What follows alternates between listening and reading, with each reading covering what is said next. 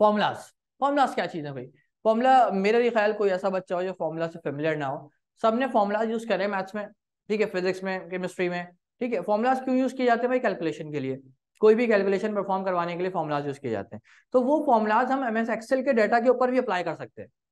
MS Excel में जो हमारे पास डाटा, एमएस स्प्रेडशीट्स के अंदर जो डाटा स्टोर हुआ हुआ है, उनके ऊपर भी हम फॉर्मूलाज अप्लाई करके उनसे भी कैलकुलेशन करवा के रिजल्ट ले सकते हैं, राइट। अच्छा, अब मैं इसको फर्दर ऑन मूव करने से पहले मैं इसको थोड़ा सा बुक की लैंग्वेज में पढ़ लूँ।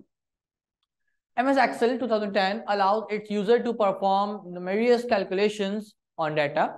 Common calculations include addition, subtraction, multiplication, and division, right?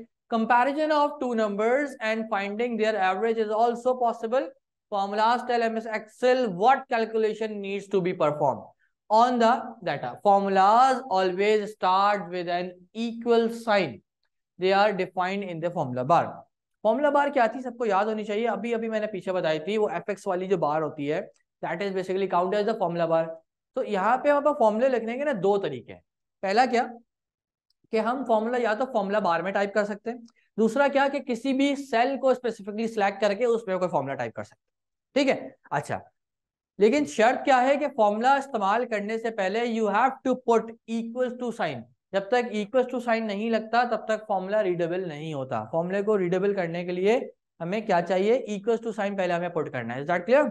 अच्छा, to understand this concept take an example of the two numbers which are 220 and 87। अभी मैं एग्जांपल दिखाता हूं आपको, पहले सिनेरियो को समझ लें वो क्या समझाना चाह रहे हैं। Two numbers 220 and 87 placed in the column A2 and B2 respectively. The objective is to add these two numbers. Objective क्या है हमारा? कि उन दो नंबर को ऐड करना है, किसकी मदद से? फॉर्मूला की मदद से, ठीक है। To achieve this follow the steps. अब कौन से स्टेप्स हैं ये देखें। तो कहते हैं इसको छोड़ दें स्टेप्स को, ये देखें खुद ही समझ आ जाएगा आपको। देखिए, एक हमारे पास पहला सेल कौन सा बताया? A2 में एक वैल्यू रखी हुई दैट इज 222, सॉरी 220। B2 में एक वैल्यू रखी हुई दैट इज 87। हमने क्या करना है? इन दोनों को प्लस करवाना है, इन दोनों को प्लस करना है। अब प्लस के लिए हम क्या फॉर्मूला लगा सकते हैं और कहाँ लगा सकते हैं? Look at here first. देखिए, ये स्टेप जो लिखे हुए ना, ये मैं आपको आसान भाषा में पढ़ के सुना रहा हूँ, इनको आप पढ़ लीजिएगा फिर बाद में और क्लियर हो जाएगा आपको। Look at here. देखिए, सबसे पहले हमने ये सिलेक्ट करा सेल जिसमें हमें आंसर चाहिए। जिस सेल में हमें रिक्वायर्ड आंसर है, आंसर जो रिक्वायर्ड है हमें, जिस सेल में हमें आंसर चाहिए, पहले उस सेल को सिलेक्ट करा। अब चाहे तो हम यहीं पे फॉर्मूला लिख लें इक्वल टू डाल के, चाहे तो यहाँ आके फॉर्मूला बार में लिख लें, ठीक है। वहां पर दोनों मेथड्स हैं। सबसे पहले हम इक्वल्स टू टाइप करेंगे। इक्वल्स टू टाइप करने के बाद जिस सेल में वो वैल्यू रखी हुई है जिसको ऐड करवाना है, उसके सेल का रेफरेंस टाइप करेंगे। अगर टाइप नहीं करना चाह रहे तो हम उस सेल पे आके क्लिक कर देंगे, वो ऑटोमेटिकली वहां टाइप हो जाएगा, वो ऑटोमेटिकली वहां टाइप हो जाएगा। कि हम सबसे पहले इक्वल्स टू पुट करेंगे, इक्वल्स टू के बाद जिस वैल्यू को ऐड करना है उसका सेल रेफरेंस। फॉर एग्जांपल यहाँ पे हमारे पास एक वैल्यू है 220, कहाँ पे रखी हुई है? A2 में। तो हम यहाँ पे चाहे तो A2 टाइप कर ले, या तो हम माउस से इस A2 वाले सेल पे क्लिक कर दे तो वो ऑटो वहां टाइप हो जाएगा, ठीक है। Then we will put the operator. For example हमें प्लस करना है तो हम प्लस का ऑपरेटर पुट करेंगे।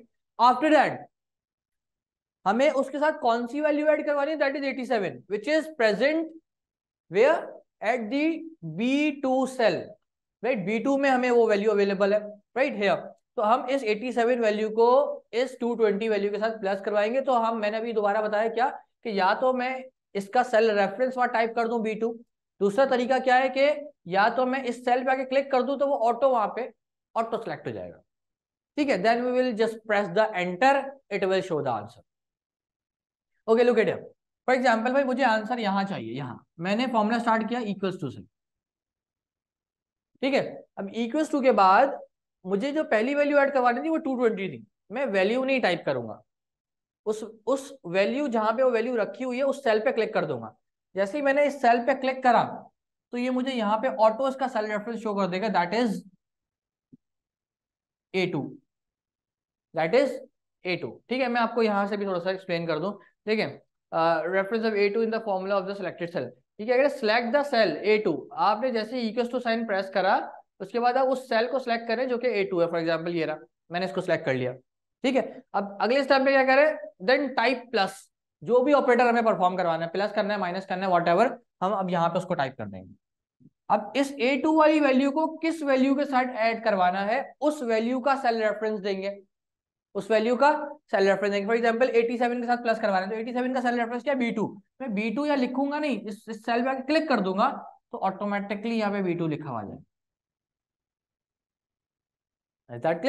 देन मैंने एंटर का साइन प्रेस करना है और ये 307 आंसर मुझे यहाँ शो हो जाए कि प्लस करके इन दोनों का आंसर ही आएगा 307। अब अभी इसी तरह ये सिर्फ लिमिटेड फॉर्मूलाज नहीं है, यहाँ पर जो चाहे हम फॉर्मूला लगा सकते हैं। कुछ फॉर्मूला जो बिल्ट इन इसमें सेव है, ठीक है, और कुछ ऐसे हैं जो हम टाइप करने पड़ते हैं हमें, ठीक है। अच्छा, जो बिल्ट इन है हमारे पास वो क्या कहलाते हैं बेसिकली, मैं आपको दिखा भी दूं।